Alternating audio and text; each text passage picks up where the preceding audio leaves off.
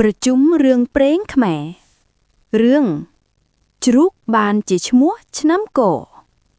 រឿងនេះដើមឡើយមានសេចក្តីនិទានមានសេចក្តីក្ដុំពីរម្នាក់មានសម្បត្តិទ្រព្យស្រុកស្ដាំហើយមានកូនមួយតែអកុសលកូននោះកើតមកមានខ្លួនប្រាណជាសត្វជ្រូកឪពុកម្ដាយអន់ចិត្តពន់ពេកព្រោះកូនមានភាពជាសត្វកូននោះឆាប់ចេះដើរចេះនិយាយភាសាមនុស្សឧស្សាហ៍ជាយាមមិនមានខ្ជិលហើយមានប្រាជ្ញាឆ្លៀវវៃលុះខ្លួនកាន់តែធំចេះជួយរក្សាការពារទ្រព្យសម្បត្តិឪពុកម្ដាយប្រើការផ្សេងធ្វើបានការសពគ្រប់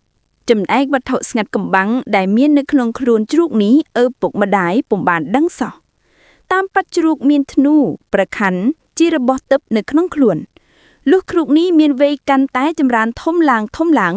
ឪពុកម្ដាយកាន់តែពេញចិត្តអំពីចរិយាដឹងខុសត្រូវទាស់តែរូបជាជ្រូកប៉ុណ្ណោះ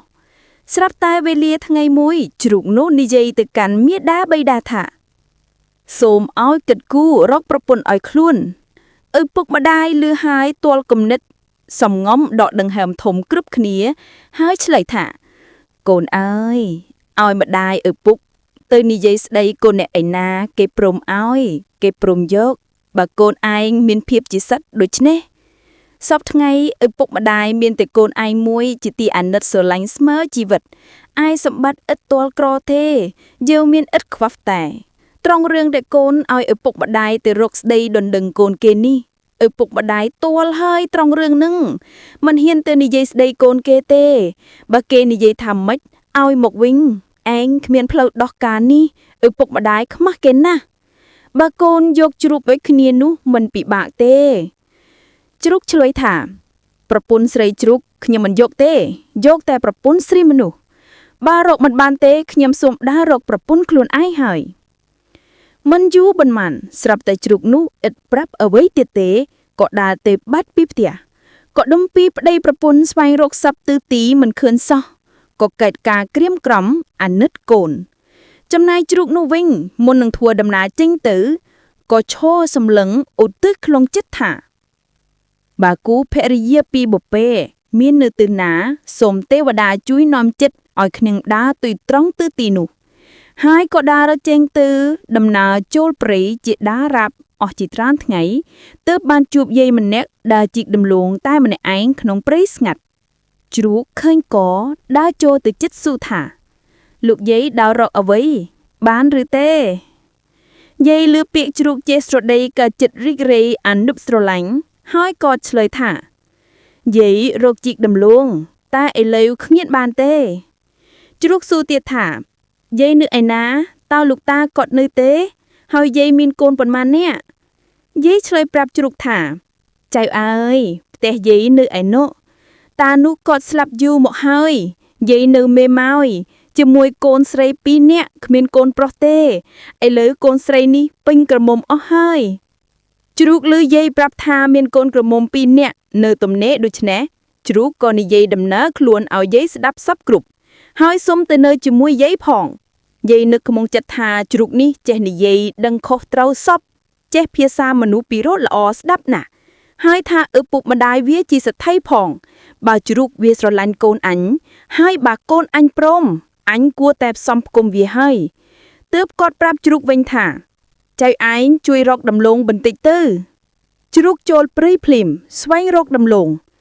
មិនយូរប៉ុន្មានជ្រូកឈ្មោះដីបានមើមដំឡូងគួរជាច្រើនគំនោយាយចេះតែតាមរើដាក់កញ្ជើទាំងដំឡូងខ្មុងអាខ្ចាតអាខ្ជាដីខ្លាដំឡូងទឹកដំឡូងទៀនគ្រប់មុខយាយពេញចិត្តនឹងចៅជ្រូកឥតឧបមាព្រោះឆ្លាតប៉ិនប្រសពរកដំឡូងពេញកញ្ជើទាំងពីរជ្រូកបង្គាប់យាយឲ្យលើកកញ្ជើដំឡូងដាក់លើខ្នងហើយដើរតាមយាយលុះឯកូនក្រមុំទាំងពីរនាក់បានឃើញម្ដាយមកពីព្រៃក៏នាំគ្នាចេញទៅទទួលយាយក៏បង្ហាញឲ្យជ្រូកស្គាល់កូនទាំងពីររួចលើកកញ្ជើដំឡូងដាក់ចុះពីលើខ្នងជ្រូកឯកូនទៅជិតម្ដាយក៏ខ្សឹបសួរថាជ្រូកนั้นមកពីណាចេះនិយាយផង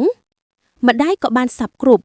លុះនៅបន្តិចទៅនោះកូនស្រីយាយនេះនិងចៅជ្រូកក៏ដឹងចិត្តគ្នាស្និទ្ធស្នាលពេលទៅរកដំឡូងក៏ទៅជាមួយគ្នាយាយម្ដាយដឹងថាកូនគាត់និងចៅជ្រូកស្គាល់គ្នាជិតស្និទ្ធហើយ ក៏ផ្ដាំសួរចិត្តកូនសួរទៅនាងបងនាងប្រកែកលុះសួរទៅនាងប្អូននាងឆ្លើយថាស្រេចតែម៉ែឲ្យខ្ញុំទៅនរណាខ្ញុំចេះតែតាមយាយបាងដឹងពាក្យនេះត្រេកអរណាស់ហើយក៏ឲ្យដំណឹងទៅចៅជ្រូកដឹងពីរឿងនេះជ្រូកត្រេកអរពុនពេកហើយក៏រួបរวมផ្សំផ្គុំកូនពៅឲ្យទៅជាគូជំនួយចៅជ្រូកតាមប្រពៃណីស្រុកសពគ្រប់យាយក៏ចាត់ចែងឲ្យបានជាលំនៅឋានឲ្យកូននៅដោយខ្លួនជាដរាបទៅបានប្រមាណជាកន្លះខែនៅស្រុកនិគមនោះមាននិចលឺថានឹងមានភ្លៀតរបាំគេនឹងមកលេងនៅជិតនោះអ្នកភូមិជិតខាងទាំងចាស់ទាំងក្មេងក៏ស្រាប់ស្រាលនាំគ្នាស្រក់ស្រូបបាយពេលប្រលប់រួចនាំគ្នាទៅមើលជាច្រើនឈូឆរនាងពេលប្រពន្ធចៅជ្រូកក៏ចង់ទៅមើលនឹងគេដែរក៏បបួលចៅជ្រូកជាប្តីឲ្យទៅផងតែជ្រូកថាឲ្យប្អូនឯងទៅមើលចុះបងនៅចាំផ្ទះនាងពៅបានអនុញ្ញាតពីស្វាមីហើយក៏ទៅជាមួយនឹងគេឯចៅជ្រូកនេះវិញដឹងថានាងភរិយាចេញទៅឆ្ងាយហើយក៏ទំលាយស្រោមចេញទៅមើលដែរហើយស្រួតរូតឲ្យលឿនទៅដល់ទីនោះមុននាងពៅដល់ហើយក៏ចូលទៅលេងភ្លេងជាមួយគេចេះបាត់បែបភ្លេងយ៉ាងជំនាញដោយពួកភ្លេងនោះដែរលុះអស់ពេលហើយ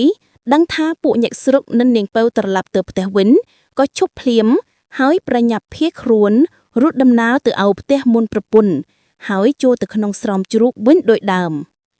លុះនាងពៅធ្វើដំណើរទៅដល់ផ្ទះចៅជ្រូកចាប់សួរទៅភរិយាថា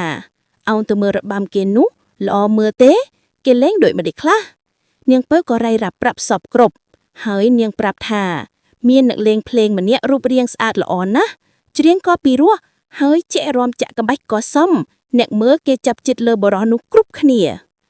ជ្រូកសួរបញ្ជាក់ថាអ្នកនោះស្លៀកសំពត់ខៀវពាក់អាវក្រហមមែនឬទេប្រពន្ធឆ្លើយថានឹងហើយហេតុម៉េចបានជាបងដឹងឬទៅមើលនឹងគេដែរឬជ្រូកនៅស្ងៀមមិនចេញស្ដីតាមពិតចៅជ្រូកនិងនាងពៅស្រឡាញ់គ្នាស្មោះស្ម័គ្រត្រឹមតែសម្ដីនិងសម្ដីប៉ុណ្ណោះទេឯខ្លួនប្រដានពុំដែលបានប៉ះគ្នាឡើយលុះដល់ល្ងាចមួយអ្នកស្រុកផ្អើលអ៊ូអទៅមើលភ្លេងរបាំនោះទៀតនាងភរិយាចៅជ្រូកក៏សុំប្តីទៅមើលទៀតចៅជ្រូកអនុញ្ញាតឥតថាអ្វីឡើយរួចក្រោយមកខ្លួនឯងក៏លួចចេញពីស្រោមហើយទៅចូលរួមក្នុងវង់របាំនោះទៀតដោយកាលពីយប់មុនកាលណាដល់ពេលឈប់ភ្លាមចៅជ្រូកម្នីចូលស្រោមខ្លួនវឹងឲ្យទាន់មុនប្រពន្ធមកដល់ផ្ទះលុះប្រពន្ធមកដល់ក៏សួរប្រពន្ធទៀតថាម៉េចអូនមើលល្ងាចនេះល្អមើលទៀតទេនាងភរិយាតបថាថ្ងៃនេះល្អប្លែកពីថ្ងៃមុនទៅទៀតចៅជ្រូកសរីរួយតបបែបដូចប្រងើយទៅវិញថាអ្នកដែលលេងល្អជាងគេគឺបរិសស្លៀកសំពត់ខៀវពាក់អាវសមែនទេនាងនោះឆ្ងល់ណាស់ក៏សួរទៅប្តីថាចុះមិនក៏បងដឹងខ្ញុំឆ្ងល់ណាស់ពេលល្ងាចថ្ងៃទី3នាងពៅសុំស្វាមីទៅមើលទៀតស្វាមីក៏អនុញ្ញាតដោយពីយប់មុនក្រោយដែលដឹងថាប្រពន្ធទៅផុតហើយចៅជ្រូកក៏ប្រញាប់ចេញពីស្រោមប្លង់នឹងទៅលេងភ្លេងជាមួយគេទៀតចំណែកនាងភរិយានាងមិនទៅរហូតទេព្រោះនៅសង្ស័យចំពោះប្តីនេះណានាងទៅបានតែបន្តិចក៏វិលមកលុបចាំខ្លំមើលប្តីស្រាប់តែឃើញប្តីចិនពីស្រោមហើយមានរូបឆោមល្អប្រំប្រៃគឺជារូបបុរសលេងរបាំដែលនាងសរសើរថាល្អនោះនាងស្ទុះប្រញាប់ទៅចាប់ឃាត់ប្តីមិនឲ្យចូលទៅក្នុងស្រោមវិញប្តីក៏សុខចិត្តតាមពីអង្វររបស់ភរិយាតែសុំឲ្យនាងនោះរក្សាទុកស្រោមនោះឲ្យបានស្រួលបួលនាងពៅយកស្រោមនោះទៅទុកដាក់នៅកន្លែងសមរម្យតាមបង្គាប់ប្តី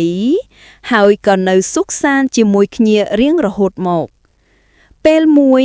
នៅប្រទេសនោះឥតមានស្ដេចពួកសេនាសេវកាមាចក៏នាំគ្នាធ្វើពិធីផ្សងរកងាក់ដ៏មានបុណ្យដើម្បីឡើងគ្រងរាជ្យ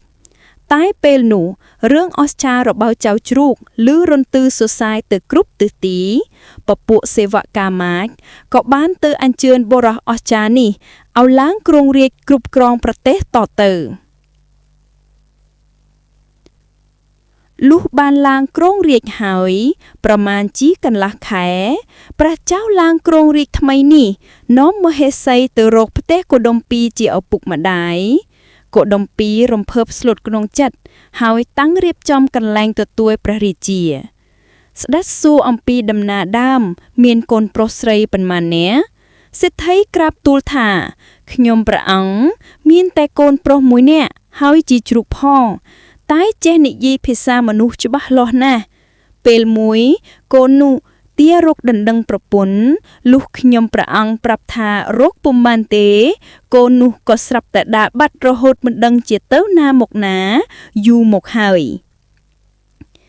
ស្ដេចជ្រាបព័ត៌មាននេះហើយក៏ត្រាស់អំពីរឿងពិតឲ្យកុដុម្ពីកដឹងសព្វគ្រប់កុដុម្ពីកត្រេកអរណាស់ក៏នាំគ្នាអោបព្រះរាជាសរសើរបុណ្យបារមីព្រះរាជាក៏ត្រាស់បញ្ជាឲ្យកុដុម្ពីកទាំងភរិយាស្វាមីទៅរស់នៅឯរាជវាំងឯយាយចាស់ជាម្ដាយនាងពៅវិញក៏ព្រះអង្គទ្រង់អនុញ្ញាតឲ្យមកនៅក្នុងរាជវាំងដែរពិតមែនតែព្រះអង្គមានរូបកាយជាមនុស្សពេញបរិបូរណ៍ប៉ុន្តែទ្រង់នៅតែនឹកសន្តោសដល់សត្វជ្រូកព្រោះតែពីពៀមុនធ្លាប់រស់នៅជាសត្វនេះក៏ព្រះអង្គត្រាស់បញ្ជាឲ្យក្រុមហូរាយាយកនាមសត្វជ្រូកទៅដាក់ឈ្មោះឆ្នាំមួយជាឆ្នាំទី12ឲ្យសម្គាល់ថាឆ្នាំកុរនោះជានាមសត្វជ្រូកនេះជារឿងព្រេងជ្រូកបានឡើងជាឈ្មោះឆ្នាំ